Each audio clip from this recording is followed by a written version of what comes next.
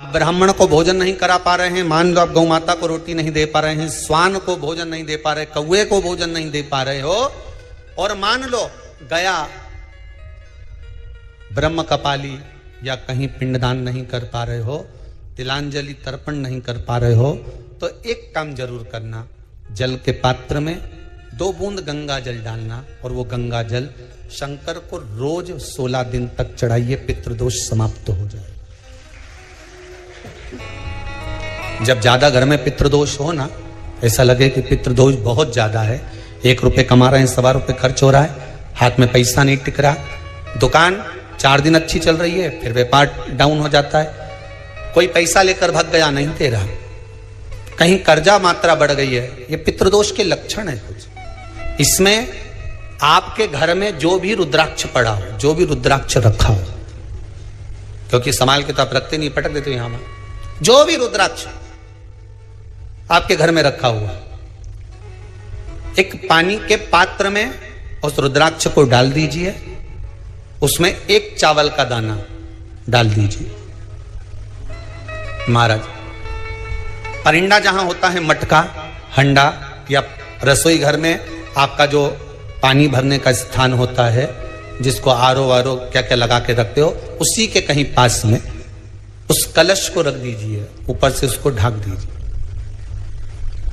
शाम के समय, सुबह रखा 10 बजे से 12 बजे के बीच में, शाम के समय प्रदोष काल में भगवान शंकर का नाम स्मरण कर कर, ओम नमः शिवाय बोलकर, श्री शिवाय नमस्तुभ्यम बोलकर, या महामृत्युंजय मंत्र का स्मरण कर कर, या गायत्री मंत्र का स्मरण कर कर, जो मंत्र आपकी बुद्धि में विवेक में समाहित हो, उस मंत्र का नाम लेकर राम कृष्ण हरि जो बोल सकते हो, एक घी का दिया अवश्य प्रज्वलित करें, लंबी बाती का।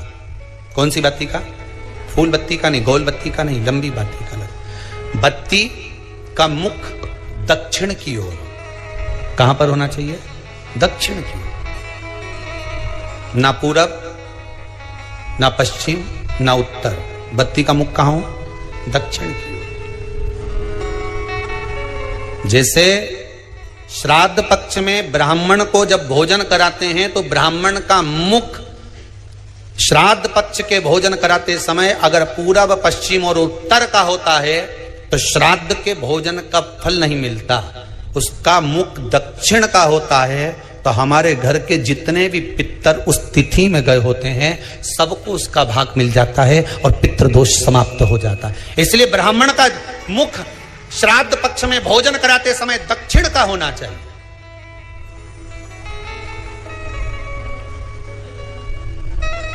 ब्राह्मण का मुख दक्षिण का हो।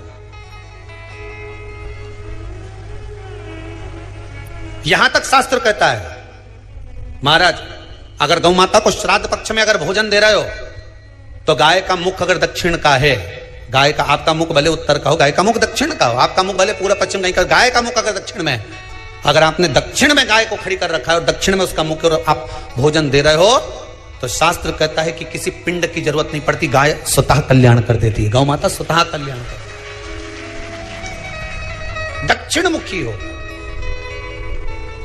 तो दिए की जो बाती का मुख कहां होना चाहिए? दक्षिण का।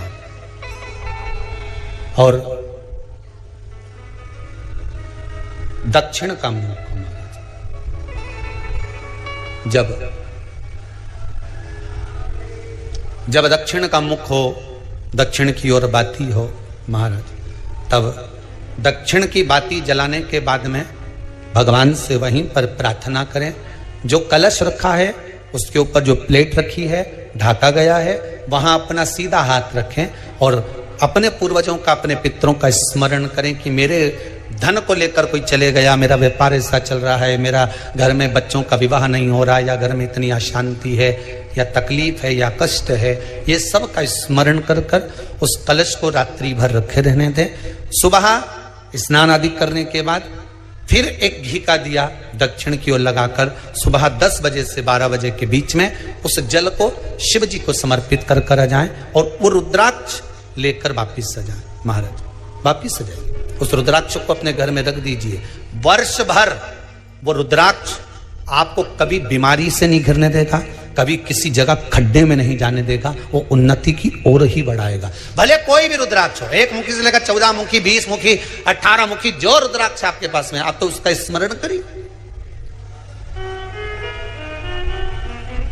आप उसका स्मरण करिए। आपको लगता है कहीं कहीं कि मेरे पितर मुझ पर क्रोध कर रहे हैं, आपको कभी कभी लगे कि मेरे ऊपर पितृ दोष लगा हुआ है, या पितरों का श्राप लगा हुआ है, या हमारे यहाँ पर लोग अधोगति में ज्यादा मर जाते हैं, हमारे यहाँ ये काम ज्यादा हो जाता है, तो निवेदन है, श्राद्ध पक्ष चल रहा है, प्रयास करिएगा, एक चावल की कटोरी में, कटोरी के अंदर थोड़ा सा चावल रख लीजिए कच्चा, उस चावल की कटोरी में एक बेलपत्र, थोड़ी सी दुर्वा बांधकर, पानी का मटका, परिंडा या जहां अपना रसोई घर में जल रखते हो, उस कटोरी को वहां पर 2 दिन 3 दिन तक रख दो। वैसे तो 16 दिन रखो ज्यादा अच्छा था, पर जो दिन अपने को मालूम है 2-3 दिन उसको रख दीजिए, घी का दिया लगाइए। 3 दिन के बाद में उस दुर्वा को, उस बेलपत्र को शिव बाबा को समर्पित कर दो। चावल पूरे घर में घुमाने के बाद चिड़िया को या नदी में या किसी जीव को प्रदान कर दो। महाराज, पितृदोष के निवारण का सुंदर तरीका, कल आपको वो काम नहीं हो रहा है, बहुत दिनों से आप प्रयास कर रहे हो और काम अटका पड़ा हुआ है, तो प्रयास करना, जल के पात्र में थोड़ा सा शहद, गंगा जल उसमें डालकर, ये जो श्राद्ध पक्ष चल रहा है, जिस समय पर, जिस श्राद्ध पक्ष के अंतर्गत, श्राद्ध पक्ष में एक पात्र में जल लेकर उसमें थोड़ा सा शहद, गंगा जल डालकर भगवान शंकर को कुंदकेश्वर महादेव के नाम से, कौन से महादेव? कुंदकेश्वर, क्योंकि विदल और उत्पल, इन दोनों असुरों ने, राक्षसों ने जब बहुत उपद्रव मचाया, अब ठीक, जब बहुत उपद्रव मचाया, तब माता जगतजननी के कहने पर कुंदुक का प्रहार कर कर इन दोनों राक्षसों का संहार करा था, तो शिवजी का नाम कुंदकेश्वर पड़ गया था। क्या नाम पड़ा था? कुंदकेश्वर। कहते हैं बहुत बांधाओं में जब व्यक्ति पड़ जाता है, बहुत बांधाओं में जब व्यक्ति चला जाता है, कुछ ना कुछ समस्याओं में जब व्यक्ति फंसा रहता है, पड़ा रहता है, तो कुंदकेश्वर महादेव का स्मरण करना चाहिए। एक प्रयास और करना, छोटा सा प्रैक्टिकल करने में क्या जाता है। दुकान पर ग्राहक नहीं आ रहे ना, आधा घंटा हो गया कोई ग्राहक नजर नहीं आया, फालतू बैठे हो ना दुकान पर, जब ग्राहक नहीं आता तो फ्री हो, तो एक काम करो, कोई भी जरा सा हाथ में पानी लेकर कुंदकेश्वर महादेव के नाम से 51 बार, 21 बार बोलकर, 11 बार बोलकर वो पानी को दरवाजे पे छीट दो। आधा घंटा, ज्यादा से ज्यादा 20 मिनट, आधा घंटा 30 मिनट नहीं लगेंगे और ग्राहक प्रवेश करना प्रारंभ करें। प्रैक्टिकल करने में क्या जाए। अब इनमें कहीं घटा तुम्हारा कि पानी घट गया, कि बोलने से, कुंदकेश्वर महादेव का नाम लेने से जीवान घट गई, कुछ घटा? फायदा तो तुम्हारा ही हुआ। कुंदकेश्वर का नाम,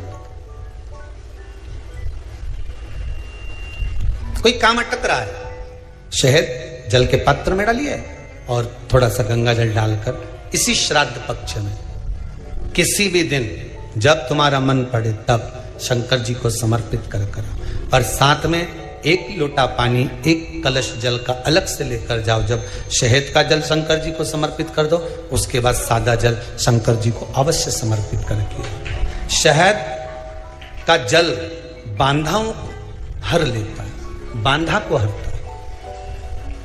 हम तो कई बार बच्चों से कहते हैं, अगर कोई बच्चा कंपटीशन एग्जाम में बैठ रहा है, इंटरव्यू दे रहा है, या कोई एग्जाम में नहीं निकल रहा है, तो प्रयास करना बेलपत्री का जो बीच वाला पत्ता होता है, इस पत्ते पर शहद लगाकर हथेली में रखकर अंगूठे से इसको इस तरह से दबाकर शिव जी के कुंदकेश्वर महादेव का नाम लेकर अपनी मनोकामना कर कर शंकर भगवान का जो शिवलिंग है उस शिवलिंग पर इस बेलपत्री के पत्ते को चिपका कर आ जा और एग्जाम देने जा, बाबा निपटे का सब काम कर। जिस बालक बालिका का जॉब नहीं लग रहा हो, सर्विस नहीं लग रही हो, नौकरी नहीं लग रही हो, जगह जगह पहले करते थे जॉब अब छूट गई, 2 साल हो गए 3 साल हो गए सर्विस नहीं लग रही हो, बहुत प्रयास कर लिया हो, बहुत प्रयास, तो महाराज काली तिल्ली को पीस कर उसको जल के पात्र में डालकर अपने घर के मटका परिंडा पितरों का जो स्थान होता है, जलाशय होता है, उसके पास में एक पात्र में रख दीजिए। बेलपत्री या बट का पेड़ या पीपल का पेड़ इस वृक्ष के नीचे एक रात्रि तक रखे रहने के बाद में दूसरे दिन अपनी कामना करता है, जिनका जॉब नहीं लग रहा, सर्विस नहीं लग रही, नौकरी नहीं लग रही या कहीं उलझने उत्पन्न हो रही है, उस व्यक्ति को हाथ में ले जाकर उस पात्र का जल, 3 वृक्ष पितरों के तुल्य हैं। कल की कथा में कहा था, पहला बेलपत्री का, दूसरा पीपल का, तीसरा बड का, ये 3 पितरों के तुल्य हैं। इन 3 में से किसी भी वृक्ष के नीचे उस काली तिल के जल को समर्पित कर दीजिए महाराज। बाबा चाहेगा, भोलेनाथ जी चाहेगा तो 3 महीने में कहीं ना कहीं योग बना ही देगा, ये पक्का। बाबा पर विश्वास रखो, शंकर भगवान पर भरोसा विश्वास रखकर आप कार्य करेंगे, क्यों ना हो। श्राद्ध पक्ष में महाराज पीपल के पेड़ के नीचे मात्र काली तिल्ली का पानी ही डाल देने से पितृदोष का निवारण हो जाता है। किसी लड़के की लड़की की विवाह शादी नहीं हो रहा हो, मंगल विवाह नहीं हो रहा हो, पानी के लोटे में थोड़ा सा काला तिल डालकर श्राद्ध पक्ष में पीपल के पेड़ के नीचे चढ़वा दीजिए महाराज। पितरों की शांति होती है, घर में मंगल कार्य होता है, मंगल कार्य हो जाता है, पितृदोष का निवारण होता है।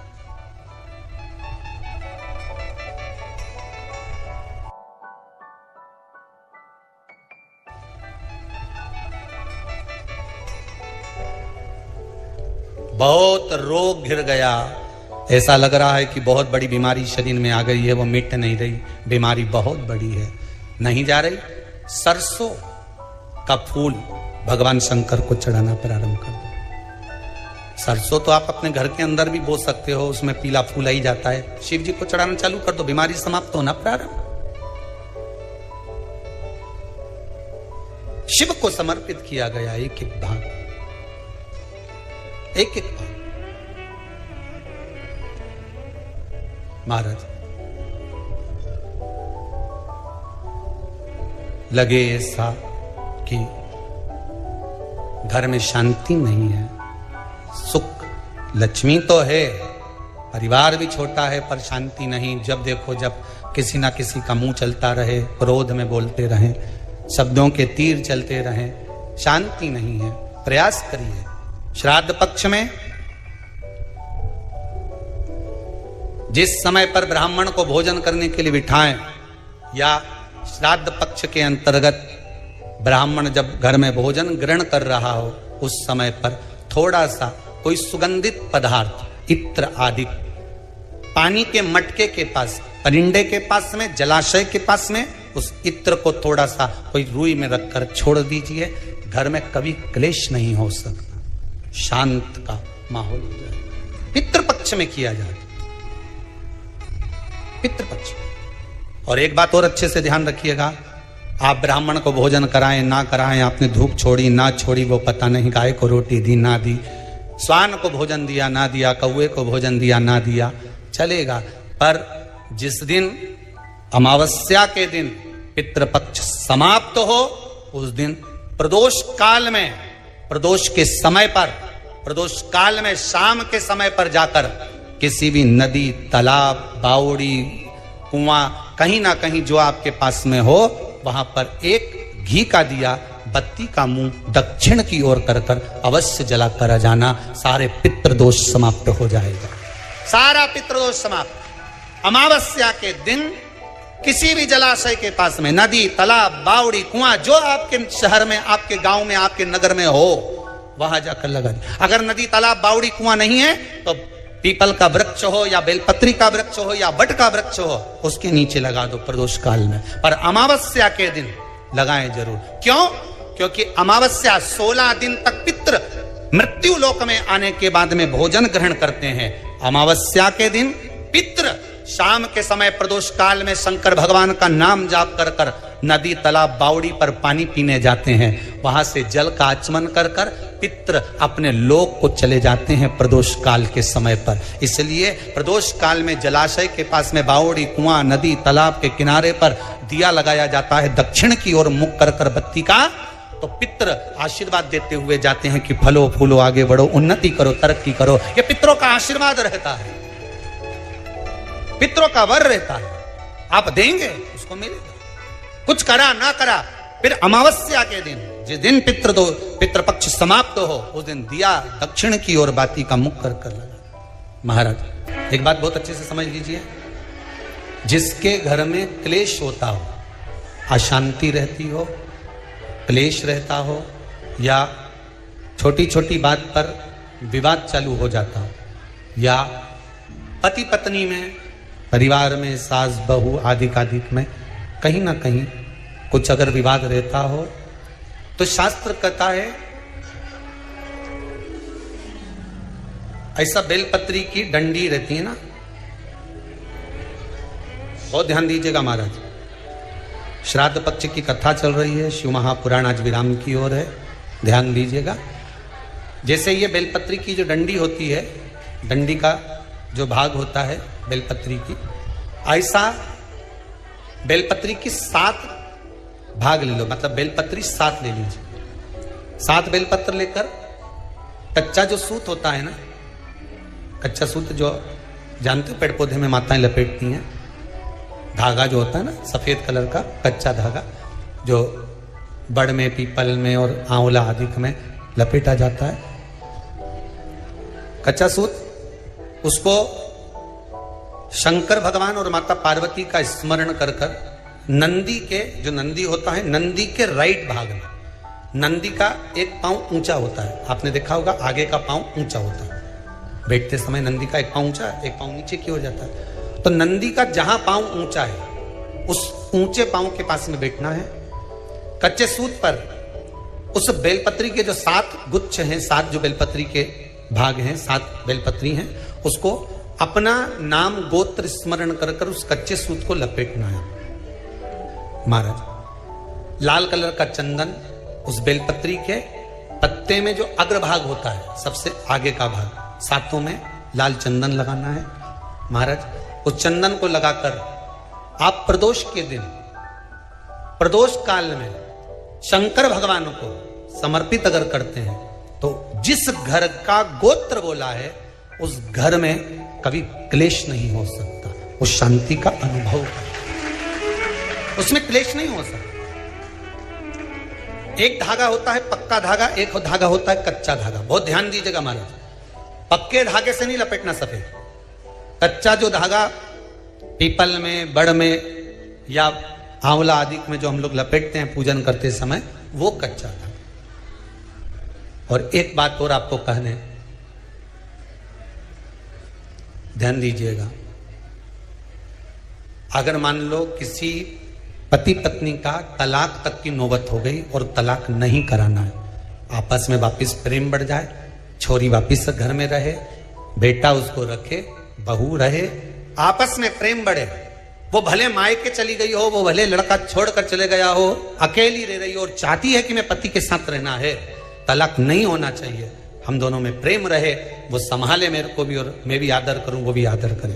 तो मेरा निवेदन है, कच्चा जो सूत होता है, कच्चा जो धागा होता है, नंदी के ठीक पीछे बैठकर कोई साथ में आपके परिवार का कोई व्यक्ति चले जाए और हस्तकमल को, जिसको अपने परिवार में वापिस रहना है, उस स्त्री हो या पुरुष हो, दोनों में से कोई भी नंदी के पीछे बैठकर सोमवार की जिस दिन अष्टमी पड़े, उस दिन नंदी के पीछे बैठकर हाथ को ऐसा बंद करना है, हाथ में एक बेलपत्री रखना है सीधी सीधी, बंद कर 7 बार उस हाथ पर कच्चा सूत लपेट देना है, उस सूत को वापस निकाल लेना है। बेलपत्री के साथ में वो बेलपत्री को तो अपने पास में रखना। सबसे पहले माता पार्वती का जो हस्त कमल ऐसा होता है शिव मंदिर में, उस हस्त कमल में वो सूत जो आपके हाथ से निकला है वो उसमें डाल देना है, माँ जगत जननी से प्रार्थना कर और जो बेलपत्री आपने संबंध को जोड़ने के लिए अपने हाथ में ली है वो शंकर भगवान के कटी भाग में। फिर निवेदन करूंगा, कटी भाग को समझ लीजिए। ये शिवलिंग रखा है, जहां पर शंकर भगवान का शिवलिंग, माता पार्वती जी के हस्त कमल पर जो शिवलिंग रखा है, यह भाग कटी भाग कहलाता है। इस जगह पर जहां शंकर और पार्वती का मिलन हुआ है, उस जगह पर उस बेलपत्री को रख देना है। महाराज ज्यादा से ज्यादा 3-4 महीने लगते हैं, दोनों में वापस प्रेम बढ़ जाता है, दोनों एक हो जाते हैं। तलाक तक बात चल भी रही हो तो वो तलाक समाप्त हो जाता है। प्रेम, करुणा, आसक्ति, स्नेह बढ़ जाता है। संबंध टूटने की कतार पर एक बार माता पार्वती को समर्पित तो करो अपना संबंध कि मां अब तुझे नहीं भाना।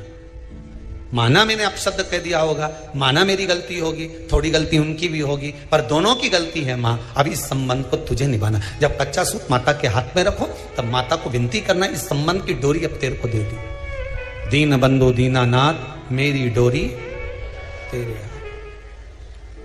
अब यह डोरी मैंने तुमको दे दी है, अब यह संबंध आपको निभाना है।